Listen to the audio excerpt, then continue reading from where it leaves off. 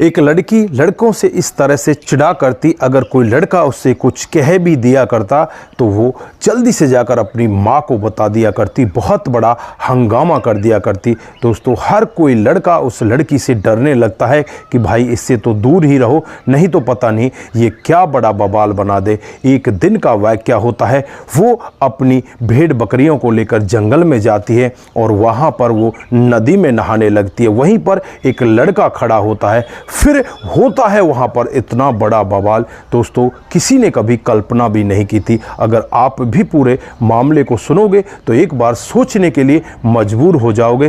दोस्तों, आगे बढ़ने से पहले हमारी वही रिक्वेस्ट कि जो हमारे चैनल के साथ नए हैं, कृपया करके चैनल को फॉलो कर लें, बेल आइकन को ज़रूर प्रेस करें, जिससे कि आगे की जो अपडेट है आपके पास सबसे पहले आती रहे। नमस्कार, जय हिंद। आप देख रहे हैं APH न्यूज़ राहुल रावत के साथ। तो दोस्तों, आज की जो हकीकत की घटना आपको बताने जा रहा हूं, ये पश्चिम बंगाल के जिला कूच बिहार के एक गांव की हकीकत की घटना है। यहां पर पिंकी नाम की एक लड़की जो अपनी मां के साथ बड़े आराम से रहा करती है। इनके पास 10 से 12 भेड़ बकरियां होती हैं, उनको मां चराया करती और इसी तरह से इनका गुजारा चल रहा होता है। दिन का वाक़या होता है, जो पिंकी होती है अपने गाँव से बाहर की तरफ घूम रही होती है, तभी वहाँ पर एक लड़का आ जाता है जिसका नाम करण होता है, जो पेशे से चरवाया होता है। वो भी अपनी भैंस गायों को चराया करता है और आपस में इनकी कुछ कहा सुनी हो जाती है।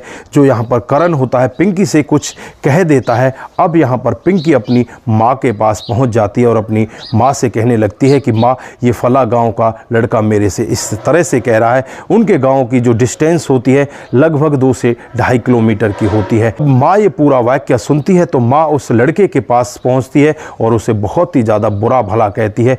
अब यहाँ पर उस लड़के को भी डर लगने लगता है कि तूने इस लड़की से कुछ कहा तो तेरे लिए अच्छा नहीं होगा। वो बहुत ही ज़्यादा डर जाता है, अपने घर चला जाता है, फिर अपने कामकाज को करने लगता है। दोस्तों, धीरे धीरे उसका जीवन कटने लगता है और एक दिन का वाक़या होता है जब यहाँ पर पिंकी की माँ बीमार पड़ जाती है।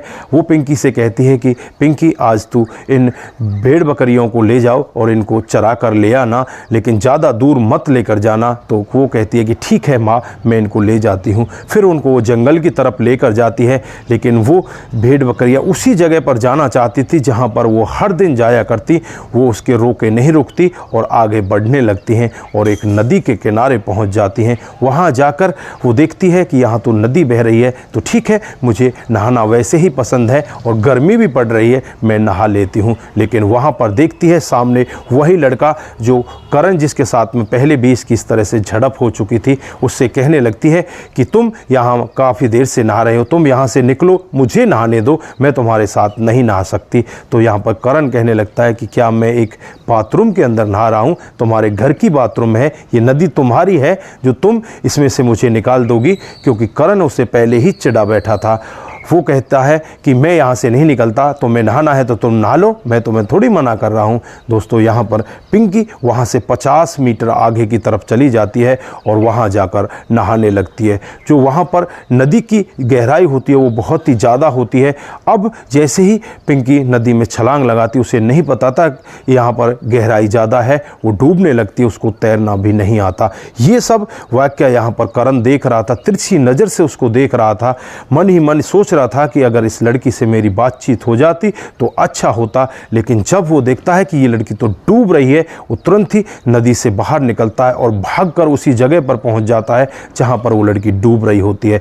दोस्तों, जब उसे निकालता है तब तक उस लड़की की हालत बहुत ही ज़्यादा ख़राब हो जाती है, वो बेहोशी की हालत में चली जाती है। जब उसे बाहर निकालता है, बाहर निकालकर उसकी पीठ को दबाता है, पेट को दबाता है, किसी तरह से उसे उल्टा करता है, तमाम तरह से पानी निकालने की कोशिश करता है, लेकिन वो लड़की होश में नहीं आती। दोस्तों, थोड़ी दूरी पर कुछ लोग इन सब को देख रहे थे और फिर तुरंत ही भागकर वो लोग भी वहाँ पर पहुँच जाते हैं।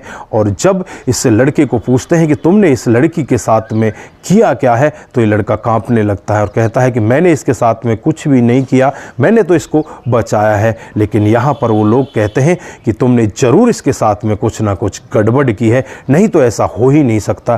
दोस्तों, थोड़ी देर में ही उस लड़की की माँ भी वहाँ पर आ जाती है। माँ भी उस लड़के को देखकर तुरंत ही कहने लगती है कि ये लड़का तो मेरी लड़की के साथ पहले भी लड़ चुका है। इस लड़के ने ज़रूर मेरी बेटी के साथ कुछ ना कुछ किया होगा, क्योंकि मेरी बेटी से मैंने मना किया था कि इतनी दूर तो मैं नहीं आना है। वो तो पीछे ही अपनी भेड़ बकरियों को चरा रही होगी, इसी ने बेला फुसला कर उसको यहाँ लाया होगा और इसने ही उसके साथ में कुछ गलत किया है। दोस्तों, ये लड़का बार बार यही कहता कि मैंने कुछ भी नहीं किया। आनन फानन में ही उस लड़की को हॉस्पिटल ले जाया जाता है। इधर जो गांव के कुछ लोग होते हैं वो उस लड़के से कहने लगते हैं कि तू यहाँ से भाग जा, नहीं तो तेरे लिए अच्छा नहीं होगा। कोई गांव का व्यक्ति इतने क्रोध में आएगा और तेरे साथ में मार पिटाई कर देगा। वो जाते जाते भी बस यही कहकर जाता है कि मैंने कुछ नहीं किया, लेकिन वो इतना ज़्यादा डर जाता है, डर कर अपने एक रिश्तेदार के घर पर पहुँच जाता है। वहाँ बैठकर भी वो थर थर काँपने लगता है। दोस्तों, इधर जो लड़की होती है उसे हॉस्पिटल में एडमिट कराया जाता है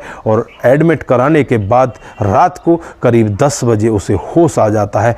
जब उसे होश आता है तो उसकी माँ उससे पूछने लगती है कि बेटा तेरे साथ में हुआ क्या है, उस लड़के ने तेरे साथ में किया क्या है, हम पुलिस को बुला लेते हैं और उसे अभी गिरफ्तार करवाएंगे। लेकिन यहाँ पर वो लड़की कहने लगती है कि माँ, मुझे नहीं पता उसने मेरे साथ में किया क्या है, लेकिन मुझे इतना पता है कि मैं उसे अलग नहा रही थी और वहाँ नहाने पर मैं डूबने लगती हूँ और उसके बाद मुझे होश नहीं है, उसने मेरे साथ में कुछ गलत नहीं किया। दोस्तों, जब इस सब के बारे में गांव के लोगों को पता चलता है कि वाकई में ही उस लड़के ने इस लड़की को बचाया है, तो सभी लोग सहानुभूति की दृष्टि से उसकी तरफ देखने लगते हैं। अब तक जो लोग ये देख रहे थे कि इस लड़के ने इस लड़की के साथ में गलत किया है, उन सब की जो मानसिक स्थिति होती है वो बदल जाती है, उस लड़के के प्रति विचार बदल जाते हैं। दोस्तों, लड़के को भी पता चलता है कि ये सब मामला इस तरह से हो चुका है। लड़का अपने गांव अपने घर आ जाता है। फिर इस लड़की की माँ एक दो लोगों को लेकर उसके घर जाती है,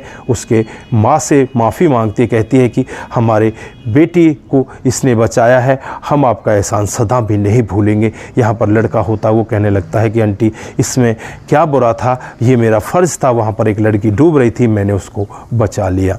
उसके बाद लगभग 15 दिन का समय बीत जाता है और एक दिन जो इस लड़की की माँ होती है वो कहीं बाहर गई होती है। फिर इस लड़की का नंबर यहाँ पर आ जाता है कि इस लड़की को ही दोबारा से जो भेड़ बकरियाँ हैं उन्हें चराने के लिए जाना है। जो लड़का होता है वो तो डेली वहाँ पर अपनी भैंस गाय को चराने के लिए जाया करता। दोस्तों, फिर इन दोनों की मुलाकात होती है। यहाँ पर लड़की उस लड़के से माफ़ी मांगने लगती है और कहने लगती है कि मुझे माफ़ कर दो, मैं आपको गलत समझ रही थी, लेकिन आपने मेरी जान बचाई, आपका बहुत बहुत धन्यवाद। यहाँ पर लड़का कहता है कि अगर थोड़ी सी गलती हो जाती तो शायद आप नहीं बच पाती। मैंने आपकी पीठ पर हाथ लगाए, उसे दबाया, पेट को दबाया, मुंह से पानी निकाला, उल्टा किया।